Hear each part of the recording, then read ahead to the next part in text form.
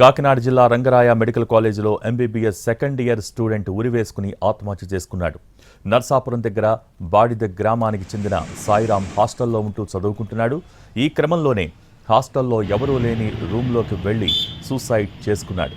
అయితే ఈ నెల 21 నుంచి ఎంబీబీఎస్ ప్రాక్టికల్ ఎగ్జామ్స్ జరగనున్నాయి. ఈ సమయంలోనే సాయిరాం ఆత్మహత్య చేసుకోవడంపై పలు అనుమానాలకు తావిస్తోంది.